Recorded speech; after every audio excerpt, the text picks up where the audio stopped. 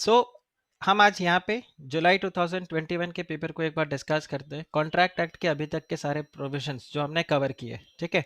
इसमें आप first question देखो जो आपको दिख रहा है, state with reasons whether the following agreements are valid और दे आर वॉइड। और पहला पॉइंट यहाँ पे क्या है, a clause in the contract provided that no action should be brought upon in case of breach. आप मुझे बताइए ये कौन से टाइप का कॉन्ट्रैक्ट हो गया,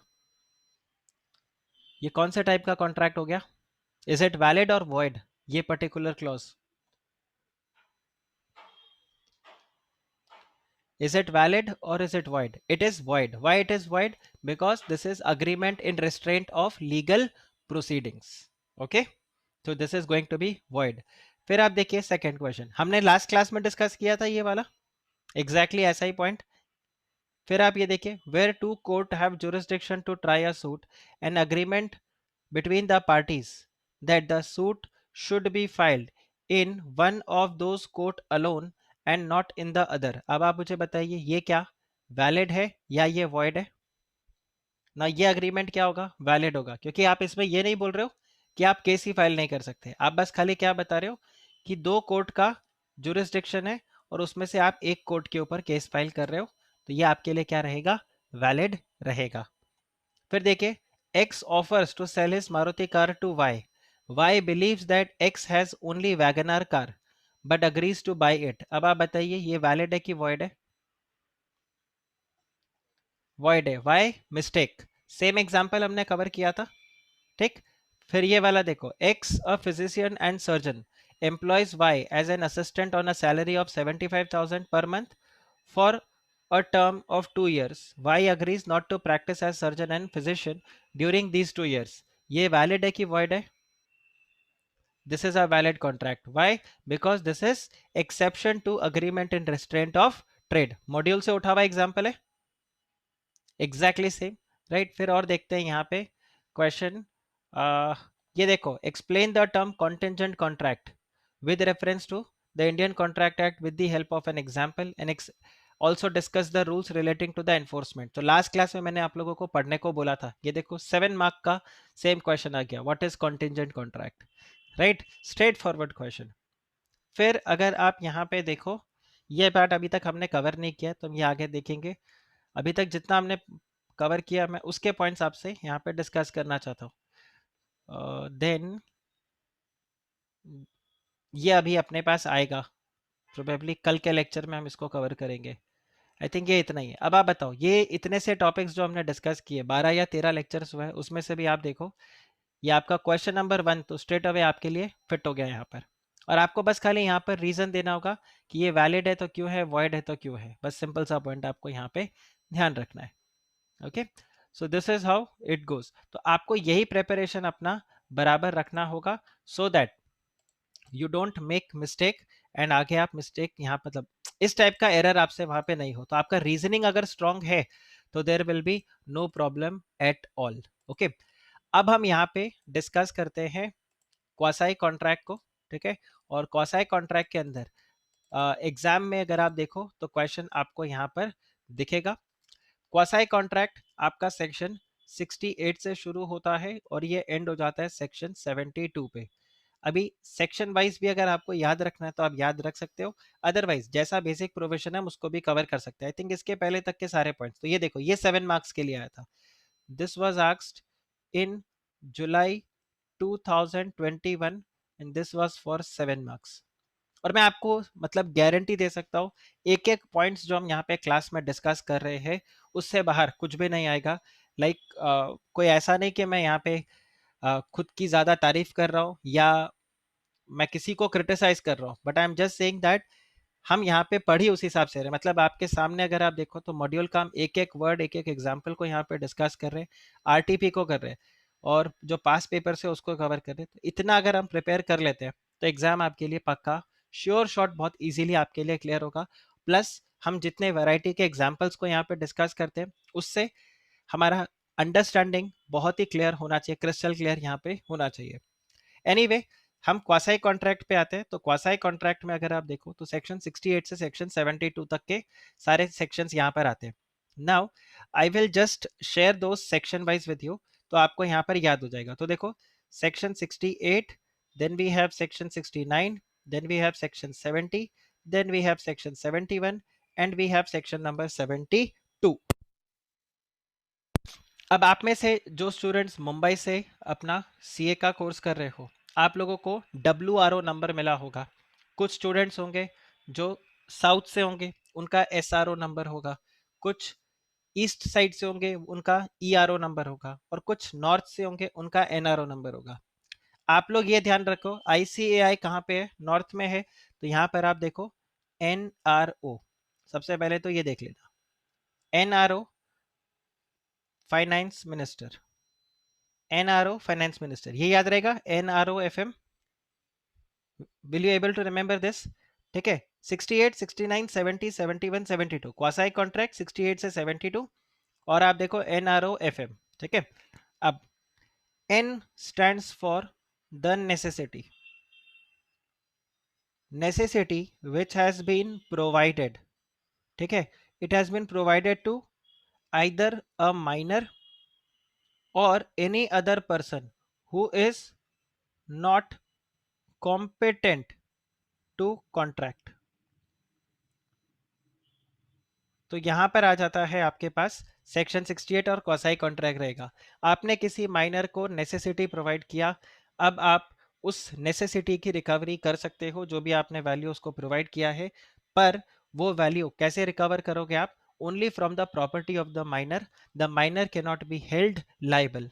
सिमिलरली एक ऐसा इंसान था जो कॉन्ट्रैक्ट में एंटर नहीं कर सकता है, आपने उसको कोई बेनिफिट प्रोवाइड किया, बेनिफिट इन द सेंस आपने उसको नेसेसिटी प्रोवाइड किया, अब वो नेसेसिटी आपको रिकवर करना चाहते हो। So can you recover that necessity? Answer is yes, but only from the property of such person and not the person itself.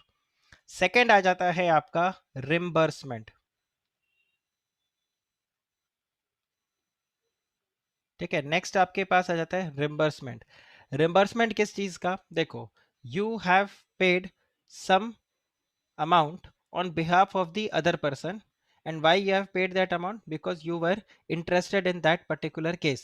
Interested से ये मतलब नहीं कि मेरा पंचायती करने का मन था और मैं बीच में पड़ गया, वैसा नहीं। आपका एक इसका बहुत ही कॉमन एग्जांपल है।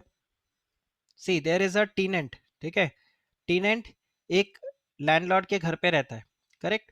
ये है मेरा लैंडलॉर्ड। लैंडलॉर्ड की जो प्रॉपर्टी है उसके ऊपर मैं रहता हूँ। अब इस घर के ऊपर जो प्रॉपर्टी टैक्स पे करना है, ये प्रॉपर्टी टैक्स किसको पे करना है? ये लैंडलॉर्ड को पे करना है। Landlord should pay the property tax. अब लैंडलॉर्ड जो है वो प्रॉपर्टी टैक्स पे नहीं करता, एंड म्यूनसिपालिटी वाला मेरे को नोटिस दे के जाता है, या इस घर के बाहर एक नोटिस चिपका के जाता है that if the property tax is not paid within next 7 days, तो हम इस घर को सील कर देंगे। अब आप मुझे बताओ यहाँ पर क्या सिनेरियो होगा? I will pay as a tenant, I will pay the property tax. तो सबसे पहले मैं कॉन्टैक्ट किसको करूंगा? लैंडलॉर्ड को कॉन्टैक्ट करूंगा।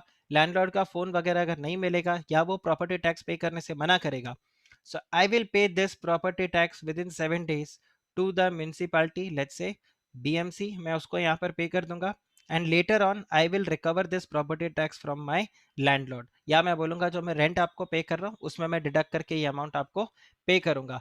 अब मैंने यहाँ पर क्यों पे किया? Because I was interested in this property.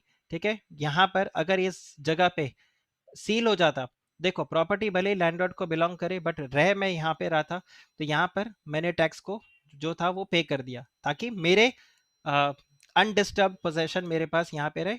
ठीक है, इसके लिए मैंने यहाँ पर पेमेंट किया है। So I was interested in property because I was staying in this property. So ऐसे में अगर मैं कोई अमाउंट रिकवर करूंगा तो उसके लिए रिम्बर्समेंट यहाँ पर दिया जाएगा।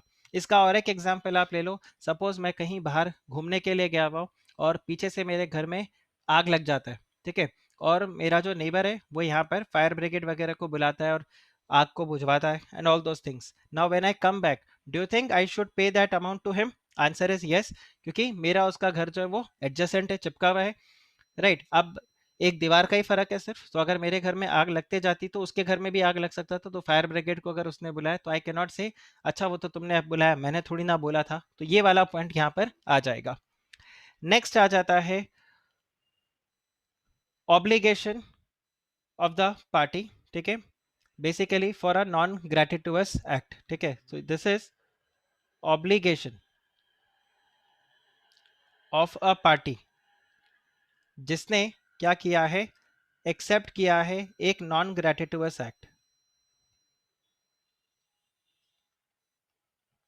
अब आप देखो ग्रेटिटुअस का क्या मतलब होता है। Gratuitous is basically out of love, out of charity, या किसी भी तरीके से। आप सपोज करो कई बार लोकल ट्रेन में ट्रैवल कर रहे हो, या फिर आप कई बार सपोज करो कहीं पर भी आप ऐसे हो जहां पर आपको कोई एक ऐसा ओल्ड एज ऐसा पर्सन दिखता है जो कुछ सामान बेचने की कोशिश कर रहा है।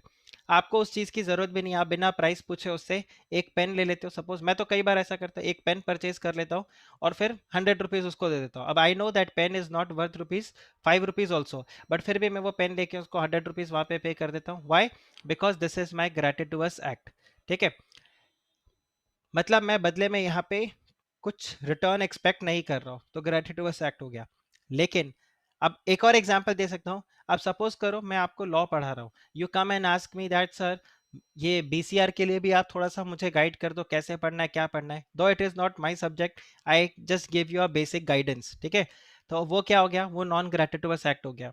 लेकिन लॉ के लिए जो वो ग्रेटिटुअस एक्ट हो गया, बट जो मैं आपको लॉ पढ़ा रहा हूँ, this is what, this is a non gratuitous act. ठीक है, मैं यूट्यूब पे कोई लेक्चर ऐसे ही डाल देता हूँ ग्रेटिटुअस एक्ट, बट अगर मैं यूट्यूब के अलावा आपको इस तरह से पढ़ा रहा हूँ तो ये क्या हो गया, नॉन ग्रेटिटुअस एक्ट। तो नॉन ग्रेटिटुअस एक्ट में अगर आप कोई भी मेरा ऐसा नॉन ग्रेटिटुअस एक्ट को एक्सेप्ट करते हो, then it is your obligation to pay. ठीक है, so this is obligation of the party to pay when the party accepts the non gratuitous act.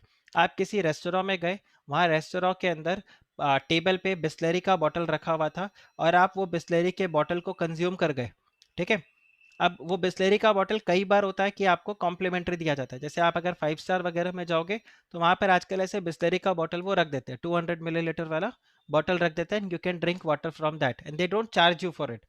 But कई रेस्टोरेंट में क्या होता है कि ये जो पानी का बॉटल होता है ये कॉम्प्लीमेंट्री नहीं होता, ये चार्जेबल होता है। वो आपको पूछता है पानी नॉर्मल रहेगा बिस्लरी रहेगा, तो आपको लगता है कि यार ये तो मेरे को फ्री में दे रहा है और आप बिस्लरी मंगवाते हो, तो ये आपने क्या किया, नॉन ग्रेटिटुअस एक्ट को आपने एक्सेप्ट कर लिया। Now it is your obligation to pay for that. Okay, then it is F. F is for finder of lost goods. अब फाइंडर ऑफ लॉस्ट गुड्स का क्या मतलब हो जाएगा, देखो अगर मैंने कोई, मुझे कोई चीज खोया हुआ सामान मुझे मिल गया, तो इट इज माय ड्यूटी कि मैं उसको संभाल के रखूं और जैसे ही उसका ट्रू ओनर मिले मैं उसको पकड़ा दूं। ठीक है, I found a debit card. ठीक है, उस डेबिट कार्ड के ऊपर नाम लिखा हुआ था लेट्स से गौरव गुप्ता। अब गौरव गुप्ता जब मुझे मिलेगा तो मैं उसको ये डेबिट सॉरी, उसको मैं ये डेबिट कार्ड पकड़ा दूंगा। अब उसके ऊपर राज मल्होत्रा लिखा हुआ होता तो मैं राज मल्होत्रा को पकड़ा देता। सपोज डेबिट कार्ड पे लिखा हुआ है राज मल्होत्रा और गौरव आके बोलता है अरे सर मुझे दे दो, राज मल्होत्रा मेरा पड़ोसी है मैं उसको दे दूंगा। Can I say no to Gaurav? Answer is yes, because my obligation to return the lost goods is only to the owner. इसका जो ट्रू ओनर है मैं उसी को ये सामान वापस करूंगा और किसी को नहीं करूंगा। अब कई बार इसमें क्या होता है कि जब मैंने किसी का सामान, खोया हुआ सामान मुझे मिला, तो मैंने उसको क्या करवा दिया, रिपेयर करवाया, या उसको मेंटेन करने के कुछ मेरे एक्सपेंसेस लगे। So all those expenses I will have to recover it from the true owner. और अगर ट्रू ओनर उसको देने से मना कर सकता है, कर देता है, तो मैं उस सामान को बेच के उससे अपना रिकवरी कर सकता हूँ। जैसे अ क्लासिक एग्जांपल, बेसिकली आप ये देखो, मुझे किसी का डॉग, पेट, वो मिल जाता है। ठीक है, अब वो बारिश में भीगा हुआ, बिल्कुल ऐसे सहमा हुआ छोटा सा पपी था, वो मेरे गाड़ी के नीचे वो बैठा हुआ था। तो मेरे को लगा कि यार ये पता नहीं किसका पेट है, उसको मैं अपने घर पे ले आता हूँ। मुझे ऐसा पता चलता है कि ये डॉग बीमार है, इसको फीवर हो रखा है, और मैं इसको वेट के पास लेके जाता हूँ, जो जानवरों का डॉक्टर होता है उसके पास लेके जाता हूँ। और सपोज करो इसको खिलाने पिलाने में मेरा ऑलमोस्ट 10,000 रुपीज का बिल आ जाता है। और बाद में मुझे पता चलता है कि ये जो डॉग है ये किसी को, जो उसका ट्रू ओनर है उसके पास आता है। Now it is my responsibility कि वो ये डॉग मैं उसको रिटर्न करूं। ये तो हुआ मेरा ऑब्लिगेशन। दूसरा ऑब्लिगेशन किसके ऊपर है, इस डॉग के ट्रू ओनर का, कि वो ये 10,000 रुपया मेरे को रिम्बर्स करके दे, क्योंकि मैंने उसके प्रॉपर्टी को ध्यान में रखने के लिए, उसको ध्यान से रखने के लिए, ठीक हाल में रखने के लिए ये एक्सपेंसेस को इनकर किया। Now what if the true owner refuses to pay this amount, तो मैं ये डॉग को या तो रिटर्न करने से मना कर सकता हूँ, या फिर इस डॉग को मैं बेच दूंगा और उससे जो मेरे पास पैसे आएंगे 10,000 मैं अपने पास रखूंगा and balance I will give it to the owner of the goods, right. तो ये आपके पास पॉइंट आता है। और एम आ जाता है if the amount is received under mistake और क्वर्शन। हाँ, बैलेंस मुझे रिटर्न करना पड़ेगा ना, because I can not keep more than 10,000 with me. अगर आप बोलते हो सपोज ये कुत्ता 60,000 रुपए में बिक गया, तो I can not keep 60,000 with me. The quasi contract is like this only ना, that I can not have the advantage at the cost of the other. Simple सा point. So my cost is only 10,000, so I can recover only 10,000। उसके beyond अगर कुछ मुझे मिल रहा है तो that is a undue advantage which I am getting.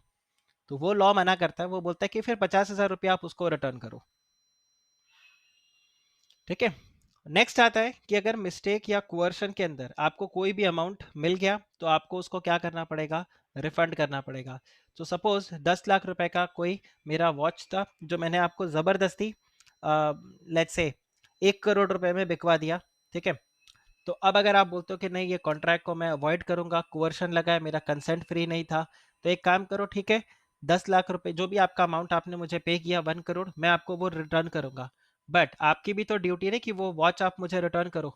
आप watch भी रख लो और कैश भी रख लो, ऐसा नहीं होगा। सेम वे मिस्टेक वाला बात आ गया, तो अगर गलती से किसी को कोई कैश चला गया है तो it is the duty of the other person to refund that amount. जैसे सिंपल एग्जांपल लो, ए और बी दोनों ने मिलकर लेट्स से सी से उधार लिया था। ठीक है, दोनों ने इकट्ठे 1 लाख रुपया उधार लिया था। ए और बी कौन है, ए और बी दोनों फ्रेंड्स है, ब्रदर्स है, कोई भी आप यहाँ पे देख लो, बिजनेस पार्टनर है। अब ए को लगता है कि यार छोड़ो, बी को क्यों परेशान करना, सी को जो ड्यू डेट है उस पर 1 लाख रुपया मैं ही पे कर देता हूँ। और बी भी ऐसा ही सोचता है कि ए को क्या परेशान करना, ये भी ले जाकर सी को 1 लाख रुपया पे करता है। अब ध्यान रखना, दोनों ने मिलकर 1 लाख रुपया लिया था, पर रिटर्न दोनों ने 1 1 लाख रुपया कर दिया। तो सी को टेक्निकली आप देखो कितना कैश मिल गया, 2 लाख रुपीज। अब ये कैसे मिला, this has been received under mistake. ये अमाउंट उसको बाय मिस्टेक यहाँ पे मिल गया है। सो अब सी की ड्यूटी है कि वो 1 लाख रुपया रिटर्न करे। वो चाहे तो 50-50,000 दोनों को रिटर्न कर दे, वो चाहे तो किसी एक का 1 लाख रुपया यहाँ पे रिटर्न करे, बाकी ये आपस में दोनों सलट लेंगे। तो ये आ जाता है आपके लिए क्वासाई कॉन्ट्रैक्ट। आप मुझे बताओ क्या क्वासाई कॉन्ट्रैक्ट के ये पॉइंट्स आपको क्लियर हुए? ये ब्रॉडली पॉइंट्स क्लियर हुए। आई थिंक सेक्शन वाइज भी आप इसको अब याद रख सकते हो, एनआरओ एफएम 68, 69, 70, 71 एंड 72। और इसमें जहां पर भी आपको लगता है कि आपका कंटेंट वीक है, जस्ट कोट अ एग्जाम्पल, और एग्जाम्पल से आप वहां पर एग्जामिनर को काफी अच्छे से समझा पाओगे। अब इसका ये मतलब नहीं कि आप सोचना समझना ही बंद कर दो और सीधा एग्जाम्पल लिख के आओ। सी ये सब मैं जो आपको बता रहा हूँ इसको हम हिंदी में जैसे बोलते हैं ना, टोटका। ठीक है, वो घर के जैसा टोटका बोलते हैं, वैसा टोटका मैं आपको यहाँ पे बता रहा हूँ। These are some of the tricks by which you can get good score, but that should not become a substitute for learning. Okay, तो ऐसा नहीं कि आप यहाँ पे बोलो हाँ सर ने बताया एग्जाम्पल लिख दो तो मार्क्स मिल जाएगा, तो छोड़ा एग्जाम्पल को ही रट्टा मार लेते हैं, वैसा काम नहीं करना। Just understand also the concept on learning, आप अपना बराबर रखो। बट येस, एग्जाम के अंदर अगर आपको कहीं पर भी ऐसा लगे कि मेरा आंसर बराबर नहीं है या आपको कॉन्फिडेंस थोड़ा सा भी वीक लगे, तो स्ट्रेट अवे आप ये काम कर सकते हो। बताइए, is this clear? Okay, then just take a screenshot of this.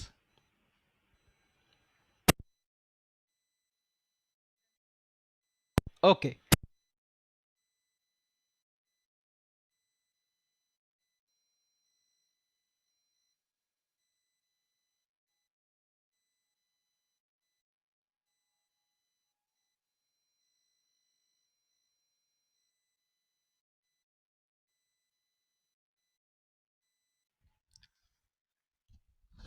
सो अब हम क्वासाई कॉन्ट्रैक्ट में आगे बढ़ते हैं और यहाँ पर चेक करते हैं कि क्वासाई कॉन्ट्रैक्ट को कैसे डिफाइन किया गया है।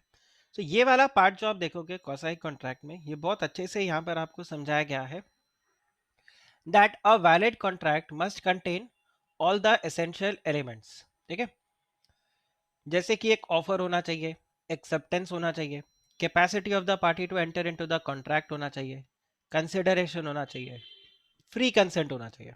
ये सब चीजें आपके एसेंशियल्स है। इनमें से कोई भी एक चीज अगर नहीं होगा तो कॉन्ट्रैक्ट आपका वैलिड नहीं होगा। In fact there will be no contract only. Okay, quasi contract अगर आप देखो तो आप ये देखो, क्वासाई वर्ड जो है, क्वासाई वर्ड का क्या मतलब होता है? Similar to, just like. आगे जाके आप कंपनी लॉ के अंदर प्रोविजंस को पढ़ोगे।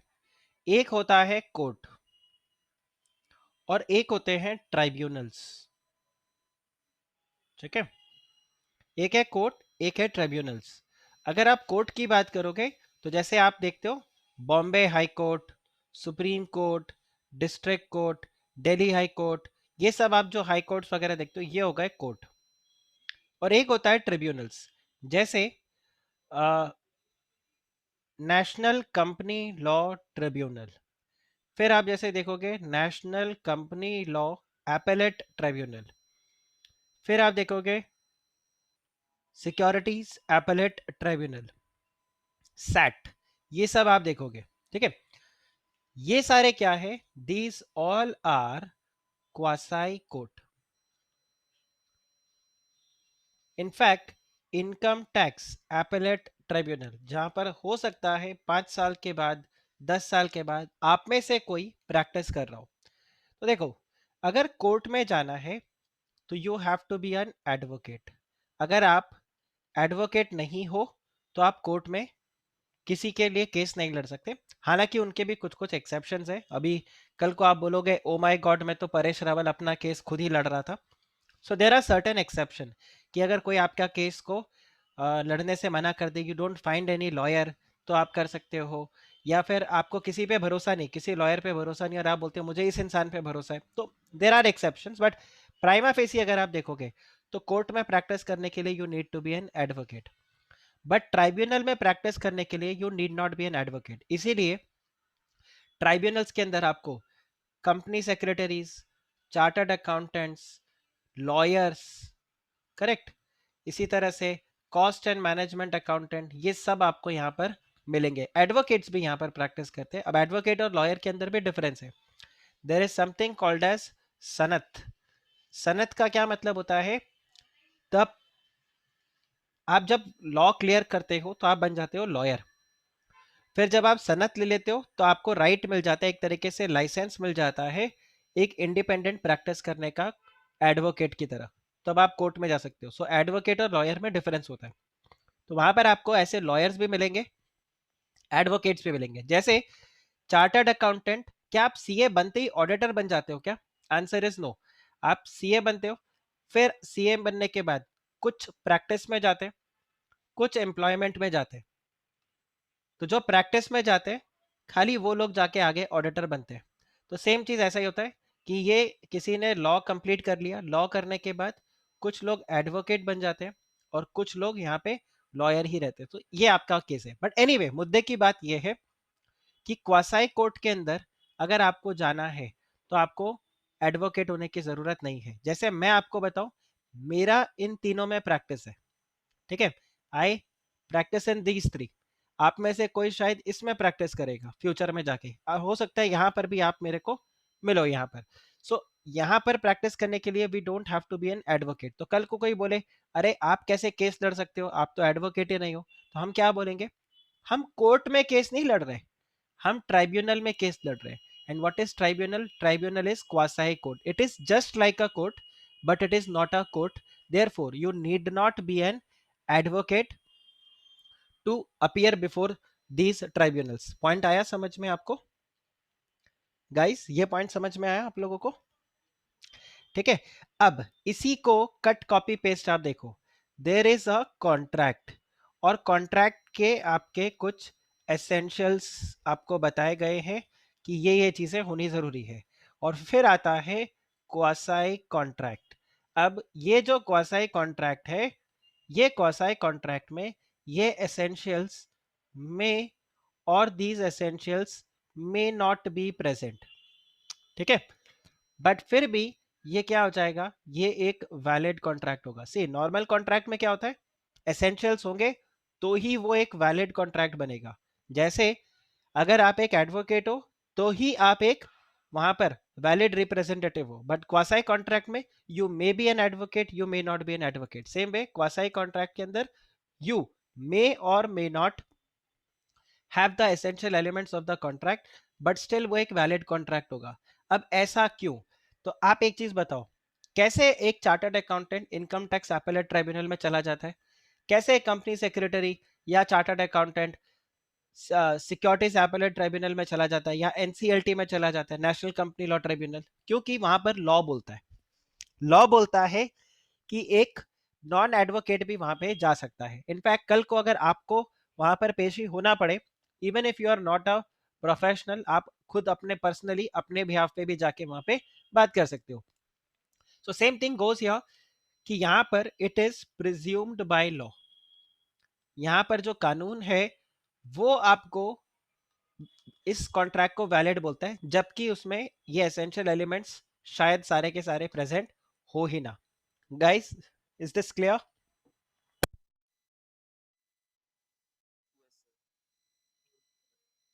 ओके, अब आप देखो यहाँ पे क्वासाई कॉन्ट्रैक्ट के लिए मैं एक बार फिर से इसको स्टार्ट से रीड कर रहा हूँ ताकि आप फिर से कोरिलेट कर पाओ। That a valid contract must contain essential elements, okay, but sometimes the law implies a promise imposing obligation on one party. Now there is a difference.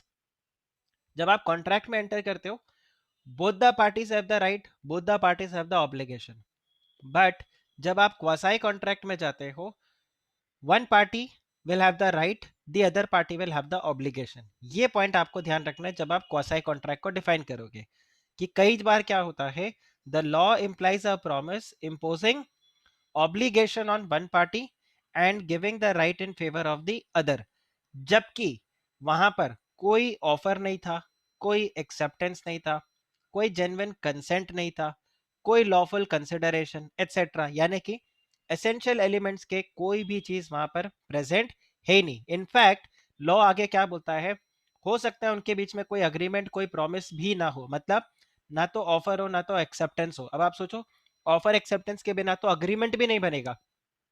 तो लॉ बोलता है ऐसा हो सकता है। ऐसे केसेस को जहां पर कि ये ऑब्लिगेशन क्रिएट हो जाए एक पार्टी पे और दूसरे पार्टी को राइट मिल जाए, ऐसे केसेस के लिए लॉ क्या बोलता है, such cases are not contract in strict sense, but the court recognizes them as a relation resembling those contract and enforces them if they were contract। मतलब इन सब के बिना कुछ सिचुएशंस में जहां पर कॉन्ट्रैक्ट अराइज हो जाता है, ऑब्लिगेशन अराइज हो जाता है, राइट किसी इंसान को मिल जाता है, तो वहां पर वो कॉन्ट्रैक्ट तो है ही नहीं, बट कोर्ट उसको क्या करता है, लॉ उसको क्या बोलता है, कॉन्ट्रैक्ट की तरह देखता है और बोलता है ये कॉन्ट्रैक्ट को रिजेंबल करता है। ये वर्ड देख रहे हो, resembles those of the contract, यहां से वर्ड निकल के आया क्वासाई कॉन्ट्रैक्ट। आप ये देखो, मैंने यहां पे लिखा था क्वासाई मतलब जस्ट लाइक। अब यहां पर क्या बताया हुआ है, hence the term quasi contract that is resembling the contract, ये निकल के आता है। In the absence of the contract certain social relationships, otherwise आप देखो जैसे ही सोशल रिलेशनशिप आया हम सीधा क्या बोलेंगे, these are only agreements, these are not contracts, but there are certain social relationships which gives rise to specific obligation to be performed by certain person, और ये यहां पर क्या हो जाता है, क्वासाई कॉन्ट्रैक्ट बीच में आ जाता है पिक्चर। ठीक, सो क्वासाई कॉन्ट्रैक्ट का प्रिंसिपल क्या है, quasi contract is based on the principle that of equality और equity, justice and good conscious. मतलब किसी एक इंसान को फायदा नहीं पहुंचना चाहिए दूसरे के अनड्यू नुकसान पे, right? No man must grow rich out of another person's loss. इसका यह मतलब नहीं कि आप किसी के साथ बिजनेस मत करो, देखो एक को फायदा एक को नुकसान, बिजनेस में तो ऐसा होगा। सपोज मैंने आपको शेयर बेचा 100 रुपीज का, उसके बाद शेयर का प्राइस हो गया 500 रुपीज, तो आपको तो फायदा हो गया, मुझे नुकसान हो गया। तो यहां पर वो क्वासाई कॉन्ट्रैक्ट वाला नहीं है, बट कुछ सिचुएशंस में लॉ ऐसा बोलता है कि एक इंसान को अनड्यू एडवांटेज नहीं मिलना चाहिए दूसरे के लॉस के ऊपर। तो अगर ऐसा हो रहा है तो जिसको अनड्यू एडवांटेज मिल रहा है वो उस दूसरे पार्टी को क्या करेगा, पेमेंट कर देगा, और ये देखो ऑब्लिगेशन वहां पर क्रिएट हो जाएगा, और दूसरे पार्टी के पास राइट होगा कि वो यहां पर क्या कर सके, उस अमाउंट को रिकवर कर सके। तो हमने NROFM जो भी पढ़ा उन सब के अंदर यही सिचुएशंस था। अब अगर आप यहां पर देखो, बाय द वे ध्यान रखना एग्जाम में कई बार ये वर्ड आपको लिखा हुआ आएगा, और वो आपको बोलेगा कमेंट। तो आपको पता होना चाहिए कि इसमें आंसर क्या लिखना है, आपको क्वासाई कॉन्ट्रैक्ट ही लिखना है। ये बताइए, इज दिस क्लियर? हो सकता है ये लाइन भी आपको दे दे, तो भी आपको क्या आंसर लिखना है, सेम क्वासाई कॉन्ट्रैक्ट के बारे में लिखना है। वो इस तरह से देगा, certain contracts are based on the principles of equity, justice and good conscious comment. तो आपका आंसर क्या होगा, yes there are certain contracts, फिर आप ये पूरा जो भी कहानी है वो यहां पर कोट करोगे। ओके, जैसे एक simple example, A pays some money to B by mistake, जबकि वो पैसा एक्चुअल में किसको दिया जाना चाहिए था, सी को देना था, तो B must refund the money to A. अभी आप ऐसा काम मत करना कि जबरदस्ती किसी को गूगल पे कर दो और फिर बोलो quasi contract please refund the money. वो नहीं करेगा तो आपके लिए टेक्निकली बहुत डिफिकल्ट हो जाएगा वो अमाउंट को रिकवर करना। कैसे? सपोज आप मुझे ही सपोज आप मुझे ही गलती से 100 रुपीज ट्रांसफर कर देते हो, ये दिखाने के लिए कि सर देखो मुझे आपको 100 रुपीज देना ही नहीं था, मैंने गलती से आपको पैसे दिए, now sir you have to refund it. तो लॉ में जब आप ये इस तरह से डिमांड करोगे मेरे से 100 रुपीज का, तो मैं कोर्ट में क्या प्रूव कर दूंगा कि मैंने इनको कुछ सामान दिया था, उस सामान के बदले इन्होंने 100 रुपया मुझे पे किया। तो अब अगर इन्होंने ये अमाउंट जो ये बोल रहे कि बाय मिस्टेक इन्होंने मेरे को पे किया है, it is not by mistake, he has और she has actually taken some goods from me, और उसके लिए इन्होंने पेमेंट किया है। अब कौन सा गुड्स लिया?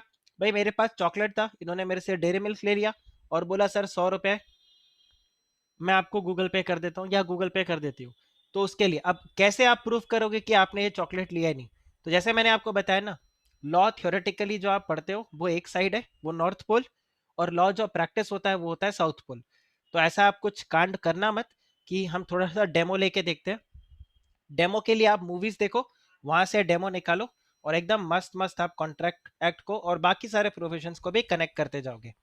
एनीवे anyway, एक और एग्जाम्पल आप यहाँ पे देखो।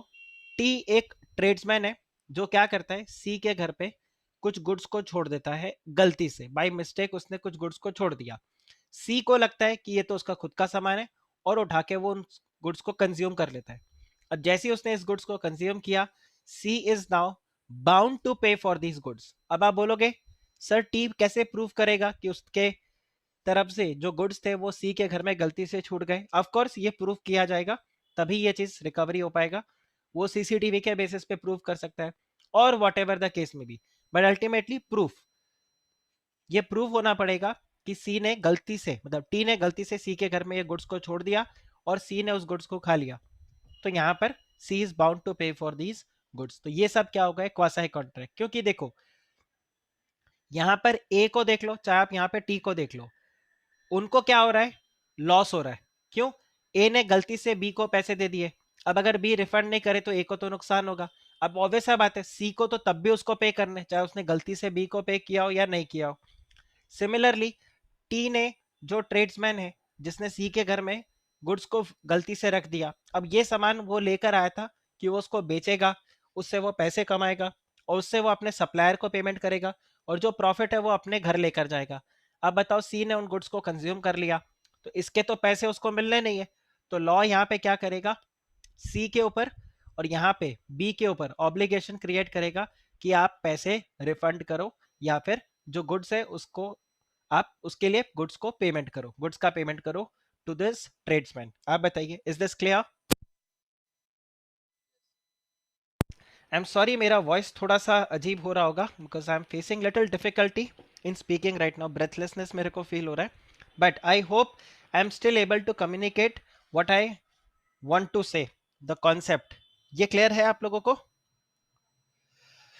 ओके, सो नेक्स्ट आप देखिए, जैसे यहाँ पे आया, a fruit parcel which is delivered under mistake to R who consumes the fruits thinking them as a birthday present. Now इस केस में R must return the parcel और pay for the fruits, although there is no agreement between the R and the true owner, yet he is bound to pay as the law regards it as quasi contract। बताइए, is this clear? आप सब ने वो movie देखा है, दिल तो पागल है?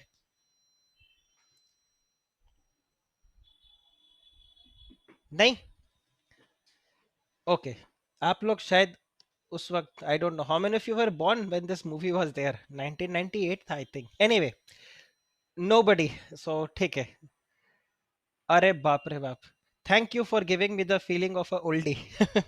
राइट, एक बार एक बच्चे ने ऐसा बोला था, सर वो आपके जमाने का मूवी था। एनीवे सो देखो यहाँ पर सिनेरियो क्या है।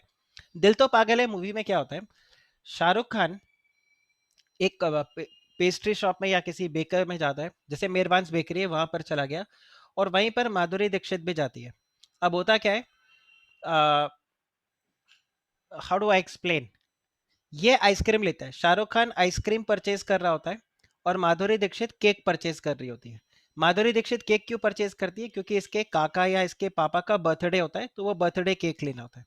और शाहरुख खान आइसक्रीम अपने फ्रेंड्स और के लिए लेकर जाता है एक साथ। अब इनका जो पार्सल है गलती से एक्सचेंज हो जाता है, मेहरबान बेकरी की वजह से या किसी की भी वजह से, ये इनका पार्सल एक्सचेंज हो जाता है, which means the cake goes to Shahrukh Khan and the ice cream goes to Madhuri Dixit. अब जब शाहरुख खान अपने घर पहुंचते हैं और माधुरी अपने घर पहुंचती, तो जब पार्सल खोलते हैं तो इनको पता चलता है कुछ तो गड़बड़ हुआ ना। करिश्मा कपूर शाहरुख खान को बोलती है कि देखो ये केक किसी के बर्थडे का होगा, किसी का बर्थडे रुइन हो जाएगा, you should go and return this cake to Madhuri Dixit. अब वो माधुरी दीक्षित के पास जब यहाँ पे आता है तो वो केक तो दे देता है उसके अंकल को, लेकिन उसके अंकल जो है और उनके जो बाकी फैमिली वाले हैं वो इस पूरे आइसक्रीम को खा जाते हैं। Now tell me, can Shahrukh Khan recover the price of ice cream from Madhuri Dixit and her family? Answer is yes. क्या यहाँ पे कोई ऑफर था? Answer is no. क्या कोई एक्सेप्टेंस था? Answer is no. क्या कोई कंसेंट था? Answer is no. क्या कंसिडरेशन डिसाइड हुआ था? Answer is no. यहाँ पर सीधा सीधा कौसाई कॉन्ट्रैक्ट आ जाएगा, और कौसाई कॉन्ट्रैक्ट में क्या होगा, शाहरुख बोलेगा देखो आपका जो केक था वो गलती से मेरे पास आ गया था, ये केक मैं आपको रिटर्न करने को आ गया हूँ, I need my ice cream carton back. ना if you have consumed that ice cream, please pay for that ice cream, and if you do not pay, then either return or you pay। सीधा सा point है, because you are obligated to either return or pay for the ice cream in case you have consumed it। आप बोलो, is this clear? But Bollywood being Bollywood, Shahrukh Khan बोलता है कोई बात नहीं, इसको तुमने खा लिया कोई बात नहीं, इट्स ओके। सो बेसिकली वो फिर यहाँ से मूवीज, क्या टिपिकल बॉलीवुड मूवी है तो यहाँ पे ये सब हरकतें होंगी। बट हाँ, अगर ये कोई लीगल डॉक्यूमेंट्री बनता तो शाहरुख खान यहाँ पे कोर्ट केस फाइल करता और बोलता इसके पैसे तो तुम्हें रिटर्न करने ही होंगे। Right, anyway let's coming back to this contract act, quasi contract. यहां पर क्या बताया है, these relations are called as quasi contractual obligations, and in India certain relations resembling those contract. तो बेसिकली घुमा फिरा के ये सेम पॉइंट आपको यहां पर बताया है। अब देखो cases which are deem to be quasi contract, तो ये जो मैंने आपको बताया था, N, R, O, F and M. So mistake, coercion, money paid under mistake or coercion. F is finder of the lost goods, obligation of the party or the person who is enjoying a non-gratuitous act. Reimbursement, ये जो payment लिखा हुआ है इसको मैंने reimbursement, so payment by an interested person, तो basically यहाँ पर हम बात कर रहे हैं रिम्बर्समेंट का। और यहाँ पर आ गया claim for the necessaries which are provided. So ये आपका एनआरओ एफएम। अब देखिए हम यहाँ पे एक एक सेक्शन को डिटेल में डिस्कस करते हैं। सो सेक्शन 68 यहाँ पे क्या बोलता है, if a person who is incapable of entering into the contract or anyone whom he is legally bound to support is supplied by another person with necessaries which are situated to his conditions of life, the person who has furnished the necessary is entitled to the reimbursed the amount to be reimbursed from the property of such incapable person। देखो बहुत सारे students यहाँ पर एक mistake करते हैं, वो ये तो पढ़ते हैं is entitle to reimbursed, but इसके आगे के पॉइंट को भूल जाते हैं। The amount should be recovered from the property of such incapable person. Simple, is entitled to recover the property from such incapable person. अब इसमें इतना क्या पॉइंट आता है, जैसे A supplies to B a lunatic, lunatic मतलब एक पागल इंसान, मेंटली चैलेंज, या फिर a minor with the necessaries which are suitable for his conditions of life. Now A is entitled for the reimbursement from B's property. Sir आपने बोला A B के property से रिम्बर्समेंट कर सकता है, चलो ए ने सर टोटल 20 लाख रुपीस का नेसेसिटी प्रोवाइड कर दिया बी को। अब बी की जो प्रॉपर्टी है उस प्रॉपर्टी का वैल्यूएशन है लेट्स से 1 करोड़ रुपीस। तो सर यहां तो कोई प्रॉब्लम नहीं है, 1 करोड़ में 20 लाख इजीली रिकवर हो जाएगा। सर बी की जो प्रॉपर्टी है उसका वैल्यू है 20 लाख रुपीस, तो यहां पे भी दिक्कत नहीं है क्योंकि 20 लाख यहां पे भी रिकवर हो जाएगा। ठीक है सर, लेकिन सपोज करो बी की जो प्रॉपर्टी है उसका वैल्यू है सिर्फ 2 लाख रुपीस। सर इस केस में क्या होगा, इस केस में कुछ नहीं होगा, A will be able to recover a maximum of 2 lakh rupees only, बाकी के जो 18 लाख है वो आपको मिलेंगे स्वर्ग में। ठीक है, क्योंकि अच्छा काम किया ना आपने, तो कर्मा इज अ बिच, तो वो आपको घूम के 18 लाख किसी ना किसी पुण्य के तौर पे मिलेगा।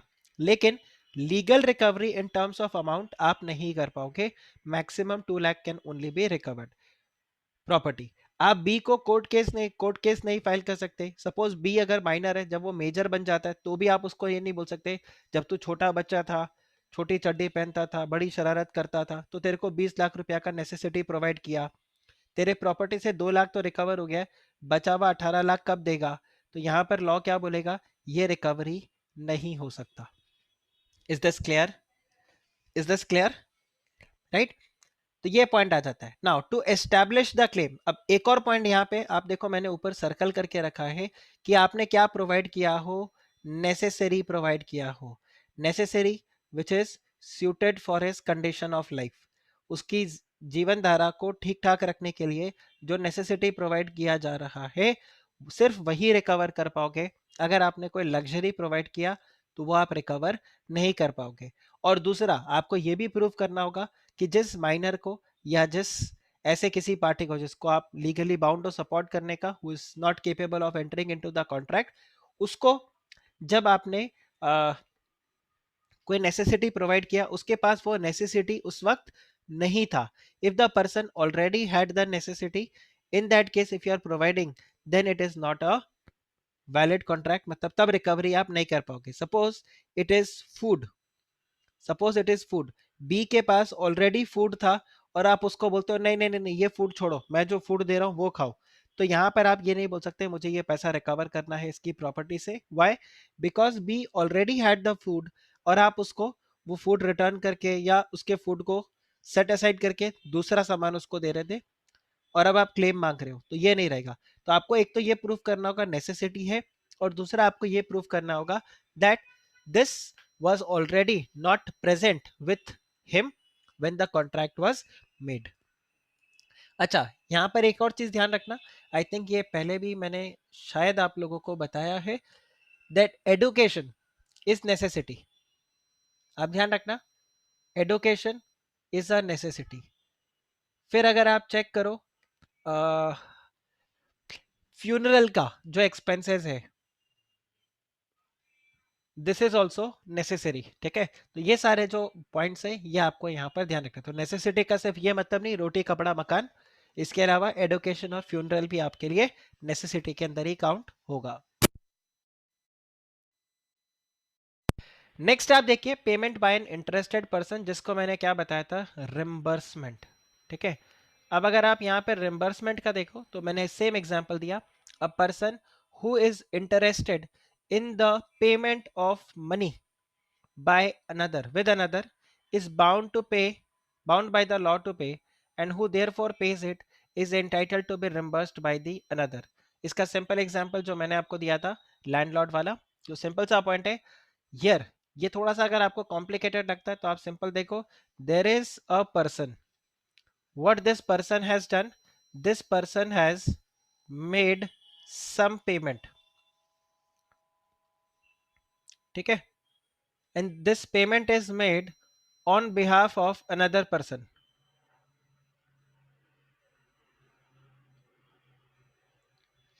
And why he has paid? Due to being interested party will be able to recover the payments made.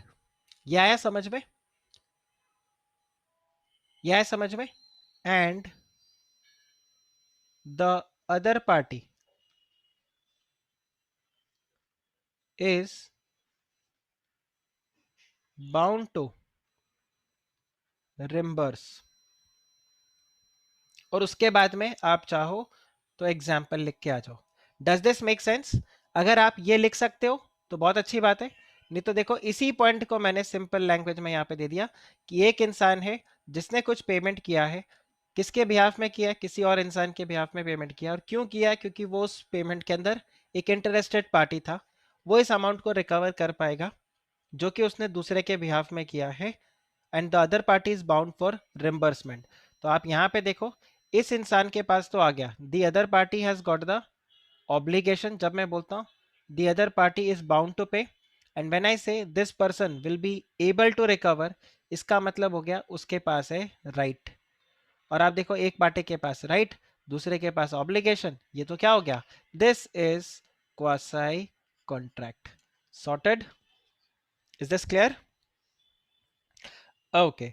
Next हम यहाँ पे देखते हैं सेक्शन नंबर 70. और सेक्शन नंबर 70 आपको बताता है obligation of the person enjoying the non gratuitous act.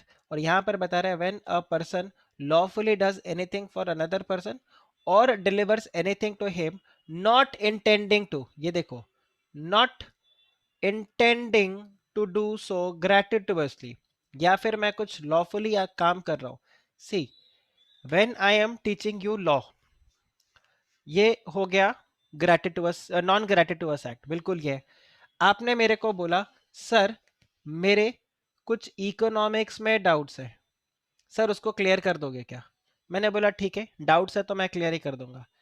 आपने बेसिक मेरे को पूछा sir law of diminishing marginal utility क्या होता है, मैंने आपको वो law of diminishing marginal utility बता दिया. फिर आप धीरे धीरे करके ऐसे एक डाउट, दो डाउट, तीन डाउट, चार डाउट ऐसे करके पूछते गए और आपने पूरा इकोनॉमिक्स ही मेरे से पढ़ लिया.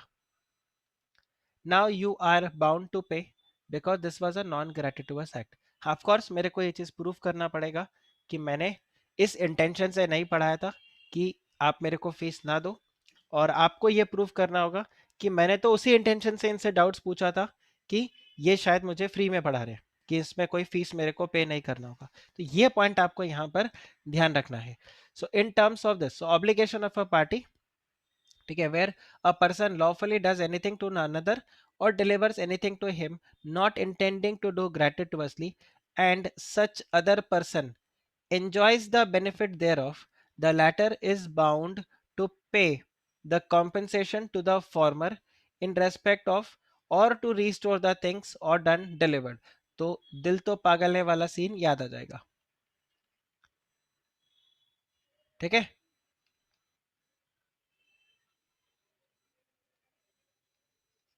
अब जब भी टीवी पे आए तो देख लेना, नहीं तो यूट्यूब पे जाके फास्ट फॉरवर्ड करके इस पर्टिकुलर सीन को देखना, you will be able to understand. Picture के फर्स्ट हाफ में ये सीन आ जाता है. एनीवे तो यहां पर आ रहा है does it does follow that a suit to succeed the plaintiff must proof क्या he had done the act had delivered lawfully. दूसरा he had not done gratuitously. And तीसरा the other person enjoyed the benefit. ये point आपको ध्यान रखना होगा. In fact अगर आप यहां पर देखोगे तो मैंने अभी आपको ये बताया था कि जब मैंने आपको इकोनॉमिक्स पढ़ाया तो मुझे क्या कोर्ट में प्रूफ करना होगा कि मैंने कोई ये आपको फ्री में नहीं पढ़ाया था. ये तो आप एक एक करके डाउट्स पूछते गए और मैंने आपको पूरा पढ़ाया था. So it is not done gratuitously. तो ये आपका दिक्कत है कि ये this has to be proved, only then the amount would be recovered. Is this clear? Is this point clear? Okay. इसमें देखो एक ये पॉइंट आता है ये एग्जाम्पल तो आप छोड़ो, ये वाला एग्जाम्पल आप देखो।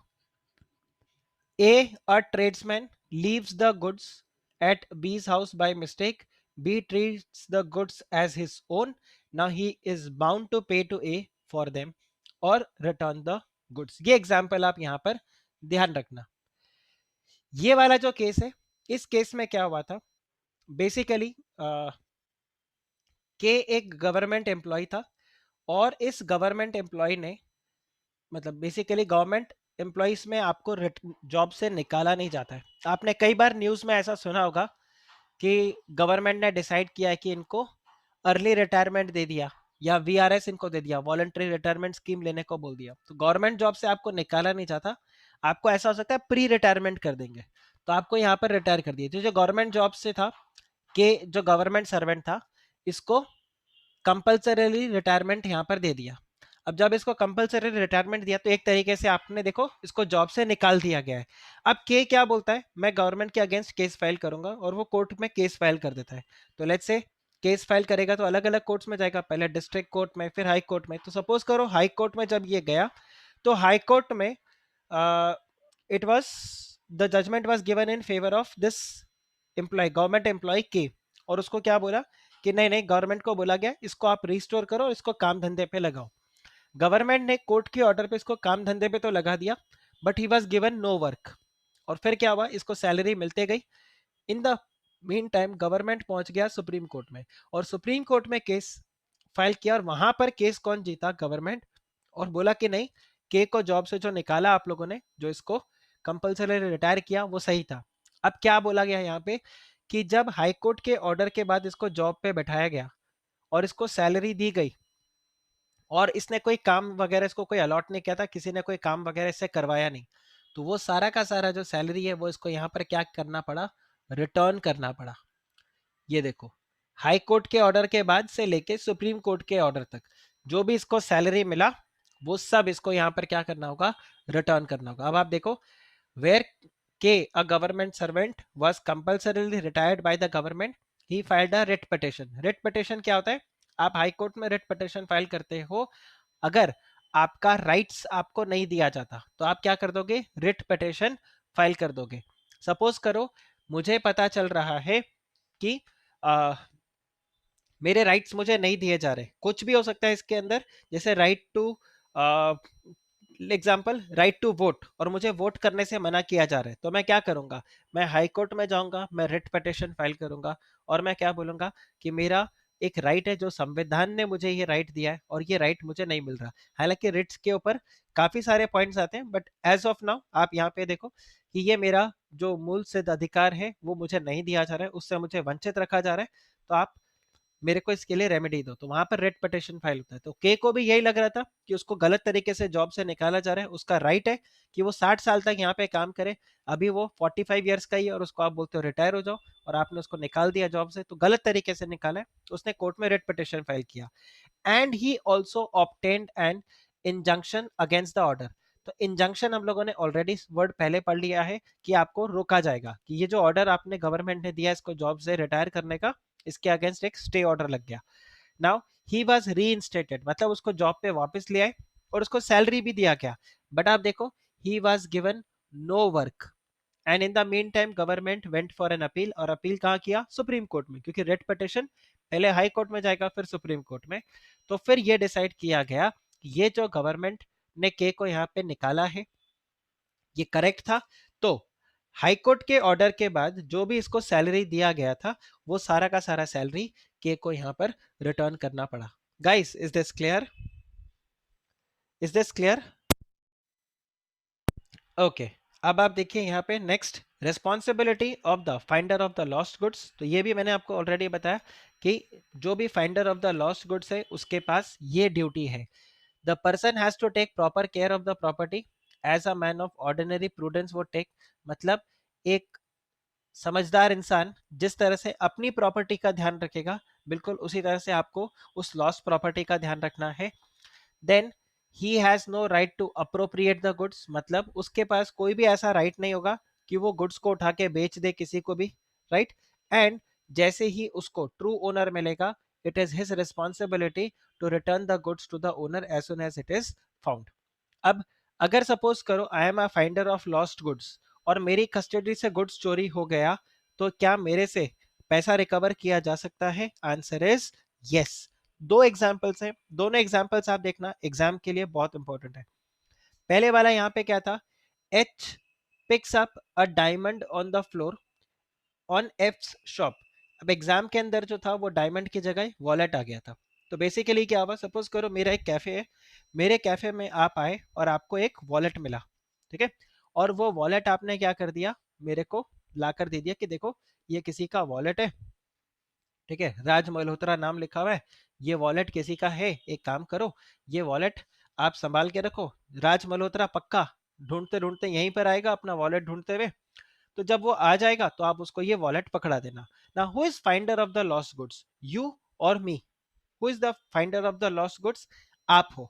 आपको ये मिला है और आपने मुझे ये पकड़ा के दिया। अब सपोज करो आप एक महीने बाद मेरे पास आते हो और आप मेरे को बोलते हो सर वो राज मल्होत्रा आया था वॉलेट लेने के लिए। मैं बोला नहीं यार, राज मल्होत्रा तो वॉलेट लेने के लिए नहीं आया। क्या वो वॉलेट आप मुझसे मांग सकते हो? Can you ask this wallet for me? Answer is yes, because you were the finder of the lost goods। तो ये आप मेरे से वॉलेट मांग सकते हो और मैं आपको मना नहीं कर सकता, ठीक है, पहला पॉइंट तो ये। दूसरा, जैसे ही राज मल्होत्रा मिलेगा आप ये वॉलेट उसको रिटर्न करोगे, उसको आप मना नहीं कर सकते। अब दूसरा एग्जाम्पल जो है, ये तो वो वाला एग्जाम्पल था कि finder of the lost goods उसको अपने पास ही रखेगा जब तक कि उसका ट्रू ओनर नहीं मिलता। अब इस वाले में अगर आप चेक करो तो यहां पर क्या सिनेरियो हुआ कि सपोज करो आपको एक वॉच मिलता है, सेम एग्जाम्पल, इस बार वॉलेट की बजाय आपको क्या मिलता है, एक वॉच मिलता है, और सपोज करो उस वॉच के ऊपर आर लिखा हुआ है और आप बोलते हो सर ये तो राज मल्होत्रा की घड़ी है, ठीक है आप अपने पास रख लो, मैं राज मल्होत्रा को फोन कर दूंगा वो आपके पास से ये वॉच ले जाएगा, ठीक है। Raj Malhotra is your friend only और आपको पता है, और आप उस वक्त आप बोलोगे सर कि मैं खुद ही वो वॉच ले जाके राज को नहीं पकड़ा दूं। लेट्स से आप आउट ऑफ मुंबई जा रहे थे, ठीक है, आप कहीं एक महीने के लिए घूमने जा रहे थे, आपने बोला मैं अपने साथ वॉच ले जाऊंगा तो राज को घड़ी कैसे दूंगा, तो आप मेरे को घड़ी देकर जाते हो और बोलते हो सर आप ये राज मल्होत्रा को दे देना, ठीक है। अब ये था फ्राइडे और मैं अपने ड्रॉर के अंदर उस वॉच को रख के चला जाता हूँ और मंडे जब मैं वापस आता हूँ तो वो वॉच चोरी हो गया। Now am I responsible for it? should I reimburse for it? Answer is yes, because it was my responsibility to take proper care of the property। अब अगर मैंने उसका प्रॉपर केयर नहीं किया तो फिर यहां पर मैं लाइबल रहूंगा and I will have to pay for it. Guys, is it clear? Is this point clear? Okay, आगे चेक करिए। Money which is paid under mistake और कुवर्शन, तो ये आपको ध्यान रखना है कि कोई भी अमाउंट गलती से अगर आपको मिला, तो जो बेस्ट एग्जांपल मैंने आपको दिया था, ए और बी दोनों ने मिलकर 1 लाख रुपया सी से लिया था और फिर ए ने भी 1 लाख रिटर्न कर दिया, बी ने भी 1 लाख रिटर्न कर दिया। Now she is bound to pay that 1 lakh extra that she has received. दूसरा एग्जाम्पल आप यहाँ पे देखो, ये वाला पॉइंट था कि a payment of municipal tax which is made under a mistake or because of misunderstanding in terms of the lease can be recovered from the municipality authorities। इसमें एक एग्जांपल और आता है, ये वाला। सपोज आप ट्रेन में विदाउट टिकट ट्रैवल कर रहे थे। अब विदाउट टिकट ट्रैवल करने पे दो तरह का आपके पास ऑप्शन है, या तो 500 रुपीज का पेनल्टी पे करो और चुपचाप बाहर निकल जाओ, या फिर दूसरा क्या है, आपको कोर्ट में पेशी किया जाएगा, है कि नहीं? आपने भी कई बार देखा होगा वो कोर्ट में, आप देखते हो जैसे बिल्कुल दो कपल्स हाथ में हाथ पकड़ के रखते हैं, वैसे ये ऑफेंडर्स को टीसी और पुलिस हाथ पकड़ के लेकर जाता है कोर्ट में। देखा आपने कभी?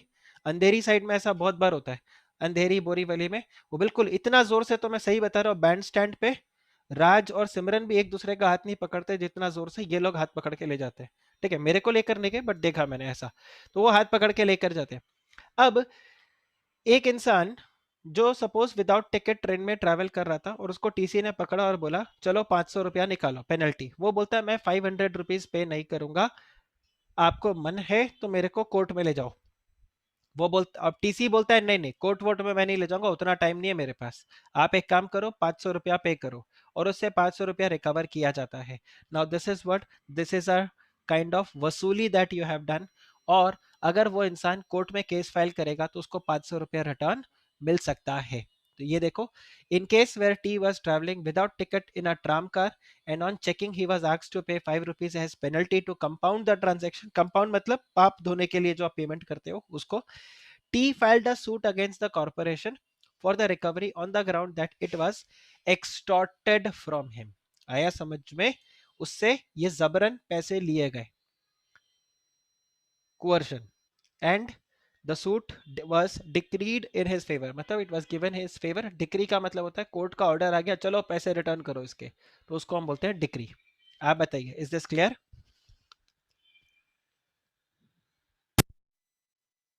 सो ये था आपके लिए क्वासाई कॉन्ट्रैक्ट। अब क्वासाई कॉन्ट्रैक्ट और कॉन्ट्रैक्ट में आप देख लो, सिंपल सा डिफरेंस है, दो ही एसेंशियल एलिमेंट्स क्वासाई कॉन्ट्रैक्ट में हो भी सकते हैं, नहीं भी हो सकते, कॉन्ट्रैक्ट में तो रहेंगे। ऑब्लिगेशन, कॉन्ट्रैक्ट के अंदर दोनों पार्टीज एक साथ मिलके कॉन्ट्रैक्ट में ऑब्लिगेशंस को क्रिएट करते हैं, और क्वासाई में तो लॉ क्रिएट कर देता है। And with this we are done with this chapter. इसके बाद में ये हमारा एक लास्ट चैप्टर रहेगा, which is performance of contract and the breach of contract. दो हमारे टॉपिक्स यहाँ पे रहते हैं, मोस्ट प्रोबेबली ये वीक में या अगले वीक में ये हमारा चैप्टर कंप्लीट हो जाएगा। Okay, so that's it for this lecture. Take care, bye bye.